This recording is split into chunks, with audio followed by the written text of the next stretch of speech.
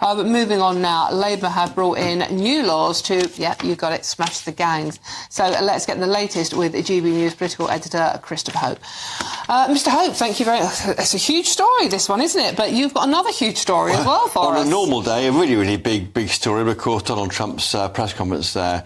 What did you make, just quickly, what did you make of it, what you heard? I didn't follow the full detail because I was busy writing up all my other things for our website, which you can read now. But I think he is someone who, you know, he had a moment of pause at the beginning, and he made other political remarks. Maybe now isn't the day for that, some would say. Maybe later on when we learn lessons of what happened. But were you surprised?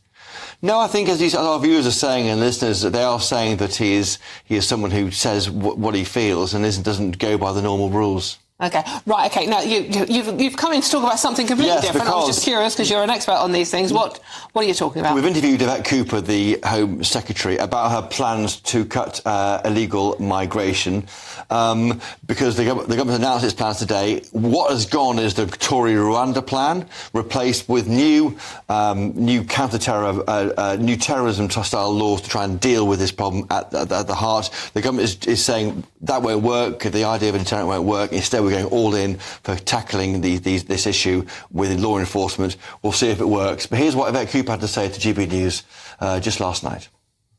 Home Secretary, last year 36,000 migrants arrived here illegally. How many will your border security, asylum and immigration bill stop?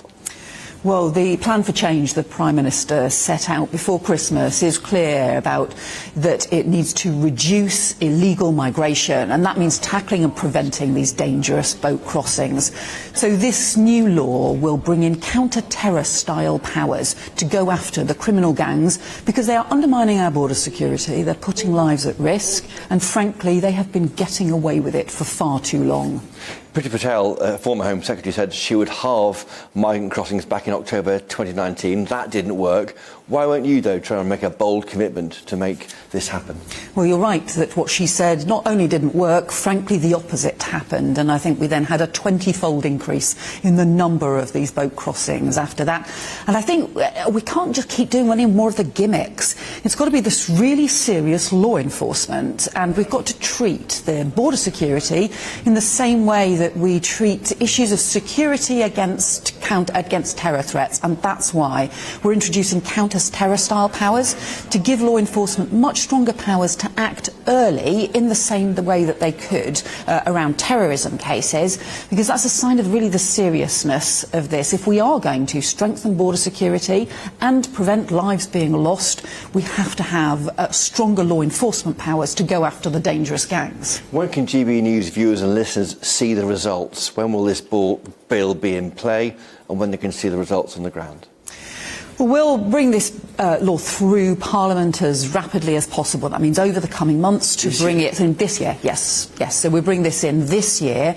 It goes alongside, though. We've set up the Border Security Command since the election, and we've also increased returns. So 16,500 returns since the elections, a 20% increase in what we had before, because we believe that the rules need to be respected and enforced, alongside needing to do work with other countries, the new agreements that we've got with Germany, with Iraq, and particularly that's important because some of the gangs operating across Europe are Iraqi Kurdish gangs, and that's why we've been working with the Iraqi government there. At GB News, we believe in the power of free speech. We're not afraid to ask the tough questions, challenge the status quo, and give you a voice. While others silence dissent, we champion the truth. By becoming a GB News member, you're not just supporting free speech, you're defending it. Please consider supporting us today.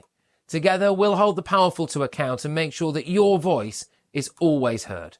Simply go to gbnews.com/support and stand with us for what matters most. Do you worry you're missing a deterrent? I mean, Rwanda, you junked it on day one of your government, but it was an idea to deport people to Rwanda. Anecdotally, reporters said it was working when they interviewed migrants waiting in northern France. Some went to Ireland, as you know. Donald Trump has said tonight he wants to open a deportation centre in Guantanamo Bay. Why don't do something dramatic like that to show these migrants you mean business? So the thing about that Rwanda scheme is they had that in place for 2.5 years, and they sent 4 volunteers and it cost the taxpayer £700 million.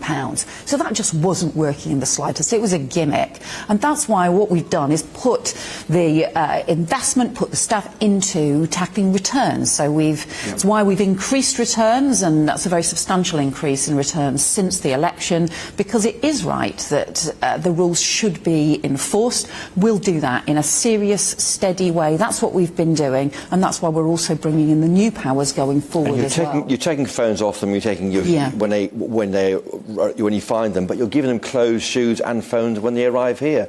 An FOI today says that £4 million spent over 3 years on kit when they arrive, according to the Telegraph. Why are you doing that? These are the rewards for getting across the channel. So we need to make sure we're dealing with the gangs that are organising this, the dangerous things that are happening in terms of the boats, and also make sure that we're saving lives as well, because you've seen children crushed, we've seen terrible things happening.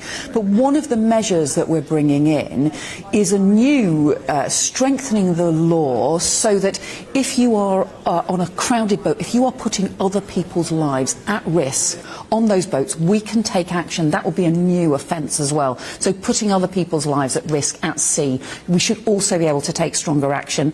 And then when people arrive, to be able to download their phones so that we can trace the smuggler gangs who we know they will have had contact with, who have been organising these boats in the first place.